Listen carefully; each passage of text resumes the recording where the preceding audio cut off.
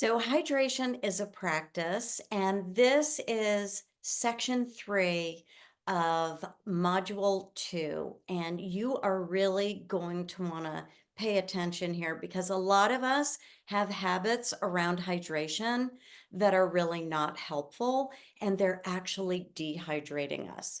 So, it's important to understand, and we covered this earlier, but that hydration and water is what this engine is designed to hydrate on. And there are certain things that we're doing, we don't even realize it, that are dehydrating for us.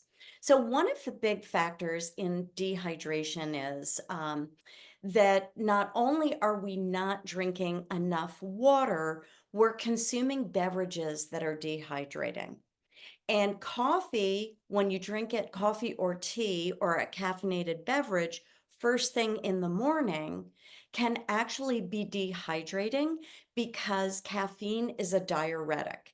And diuretics make your body expel liquid. So when you are drinking a caffeinated beverage first thing when you wake up, you are actually dehydrating your body. So, what we want to do is we want to put hydration on autopilot by gamifying how we hydrate during the day. So, I'm going to share some of the most important tips to help you hydrate effectively and properly so that it's easy, not just one more thing you've got to remember to do. So, start each day with a nice big glass of warm, boosted lemon water. You got to put your electrolytes in there because electrolytes are these essential elements that should be in the water we're drinking. So here's what we don't know. Our water's processed. It's been through the municipal processing plant. It's been treated with chemicals to kill any waterborne pathogens. And by the time it comes out of our tap, we should be filtering it. So now we've taken everything out of the water that should be in our water. Our water is inert. So the water we are designed to hydrate on would contain all kinds of salts and minerals, but it doesn't. So we've got to replenish those salts and minerals in our water. I know it sounds complicated. It really isn't. So by adding a splash of electrolytes or a pinch of Himalayan sea salt, we can replenish those important electrolytes. Now, what are electrolytes? So electrolytes are the elements that create a positive or negative charge in our body, and one's not good or bad. They are just like the name sounds, they are the electric switches that turn on our metabolic processes.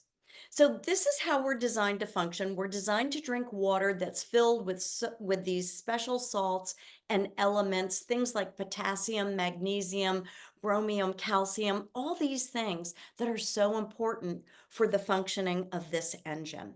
But our water doesn't have it in them, so we're going to put it back in by adding electrolyte drops or a pinch of Himalayan sea salt to our water. We're going to hydrate consistently and constantly throughout the day. We're going to get in the habit of just sipping 8 to 10 ounces of water an hour for 8 to 10 hours a day. Easy peasy. Anybody can do that. But it's also important to realize some other habits we have that may be affecting our hydration. So things like chemicals.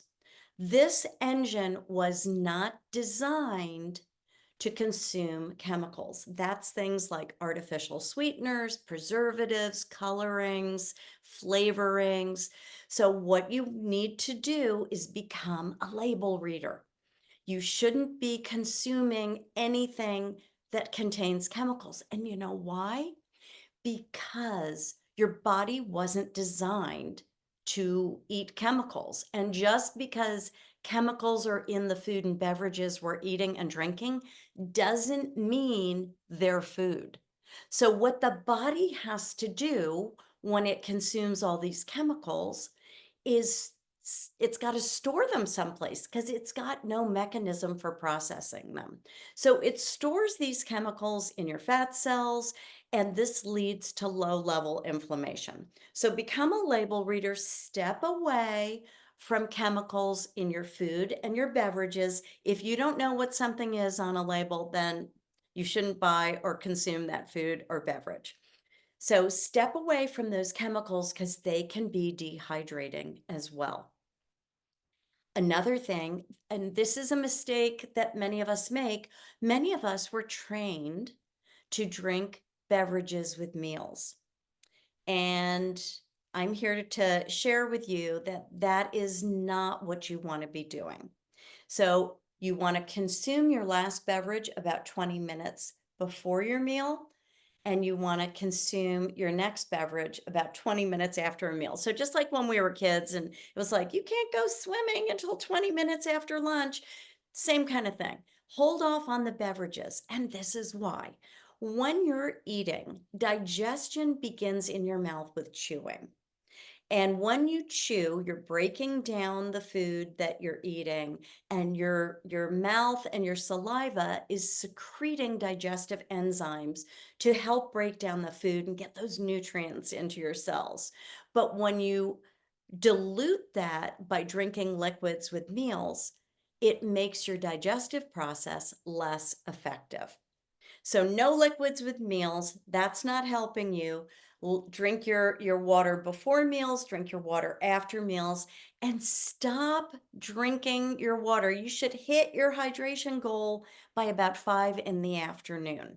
So what I recommend is front loading your hydration, really drinking, a lot of your water in that first half of the day, sipping consistently and constantly, not drinking liquids with meals to help you hydrate and get your hydration practice on autopilot. Alcohol is very dehydrating. And, I know many of us enjoy a nice glass of wine or a cocktail on the weekends. There is no benefit to alcohol. Alcohol's a double toxin. It's toxic when you drink it, and it's toxic when your body processes it. So if you're going to consume alcohol, here is my advice to you. Make sure you've hit your hydration goals for the day before you have a sip of alcohol, because alcohol is dehydrating, and you should really be consuming for every alcoholic beverage another hydration beverage of water. So really understand that alcohol is not benefiting you in any way. I am not here to pass judgment. I enjoy a glass of wine or a tequila, but alcohol is dehydrating. It's a double toxin, and it is linked to many forms of cancer. All right, so now just to give a quick recap.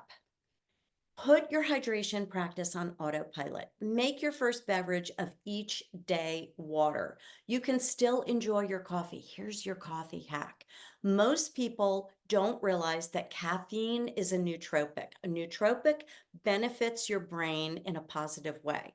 So the caffeine hack is consume your first caffeinated beverage 90 minutes after you wake up.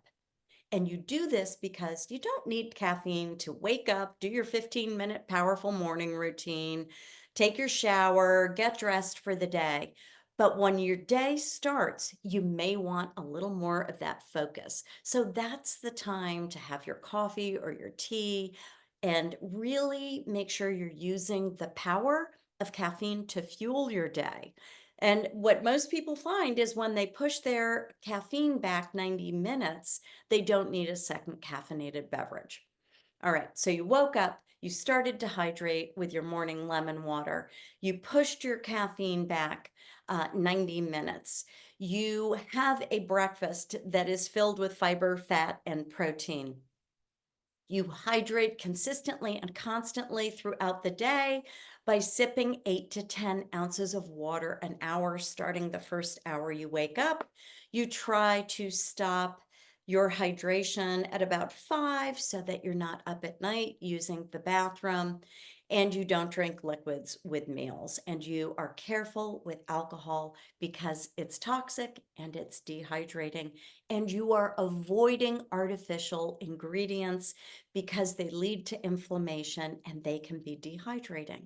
So, these are some really important tips to help you with your hydration practice. And cheers to that. We're all going to love how we look and feel, and we're going to be ready to incorporate some exercise into our program a little bit later once we get fully hydrated.